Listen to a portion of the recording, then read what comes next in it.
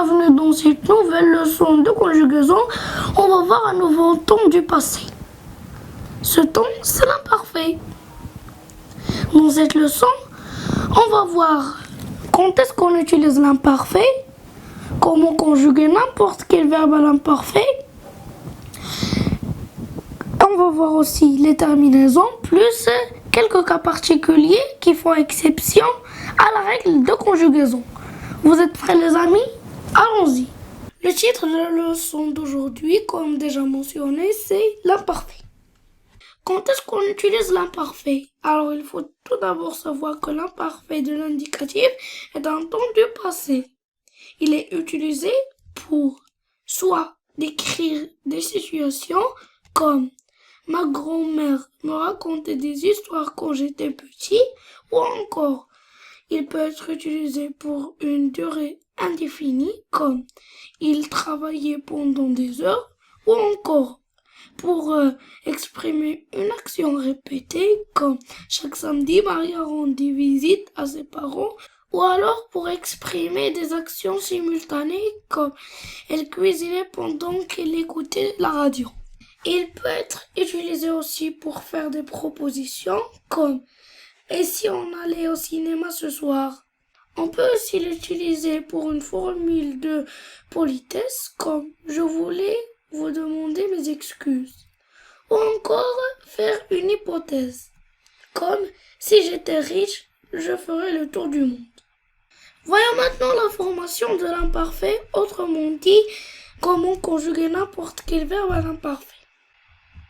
Alors là, j'ai deux colonnes. La première colonne est réservée aux étapes et la deuxième est réservée pour un exemple. Alors, on prend un verbe à l'infinitif, comme prendre par exemple. On conjugue le verbe au présent à la première personne du pluriel, c'est-à-dire nous. On dit nous prenons. On supprime la terminaison ONS. Donc, je coche ONS. Il ne me reste que le radical avec le pronom personnel. Et enfin, on ajoute les terminaisons de l'imparfait qui sont AIS, AIS, AIT, IONS, IEZ, AENT. Et on dit je prenais, tu prenais, il prenait, nous prenions, vous preniez, il prenait. Les amis, maintenant, voyons quelques cas particuliers à la règle de conjugaison.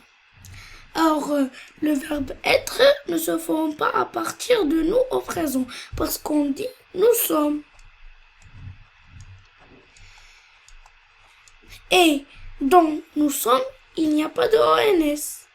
Donc, on dit j'étais, tu étais, il, elle, on au singulier était, nous étions, vous étiez, il, elle au pluriel était. Toujours dans les cas particuliers, pour les verbes qui se terminent par GER, c'est l'exemple de changer. On dit nous changeons et remarquez qu'on a ajouté le E pour ne pas dire nous changeons. Alors, on enlève le ONS comme d'habitude. On dit je changeais, tu changeais, il changeait et ici nous changions. Pourquoi on n'a pas ajouté le E? Parce que G avec I, ça se prononce G. C'est le son G. On a déjà vu ça dans une précédente leçon. Alors, on termine. Vous changiez, il changeait. Pour les verbes qui se terminent en CER, c'est l'exemple de placer. On dit nous plaçons. Et remarquez qu'on a ajouté un C avec une cédille pour ne pas dire nous plaquons. Alors, comme toujours, on enlève le ONS et on dit je plaçais, tu plaçais, il plaçait. Et attention, ici on a dit nous placions sans un C avec cédille. Pourquoi? Parce que C avec I, ça se prononce si. Maintenant, continuons. Vous placiez. Ici aussi, on n'a pas ajouté le C avec cédille. Pourquoi? Parce qu'on a toujours un I.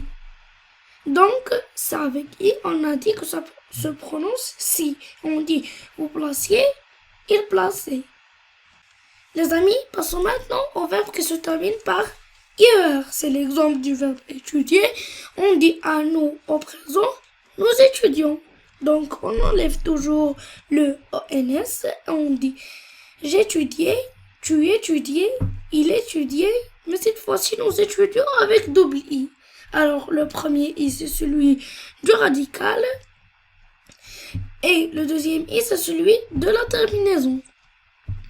Alors, vous étudiez, c'est la même chose. Le I du radical et l'autre I de la terminaison. On dit vous étudiez. Et enfin, ils au pluriel, ils étudiaient. Et enfin, pour les verbes qui se terminent par YER, c'est l'exemple du verbe payer. On dit nous payons au présent avec nous et on enlève toujours le ONS. Et on dit je payais, tu payais, il payait, nous payons. Mais ici, on a laissé le Y du radical parce qu'il est dans le radical. On dit nous payons. C'est la même chose pour vous payez. On a laissé le Y parce qu'il est entré dans le radical. Et enfin, il au pluriel, on dit il payait. C'est la fin de la vidéo les amis, j'espère qu'elle vous aura plu. Je vous donne rendez-vous dans une prochaine leçon. Bye bye les amis.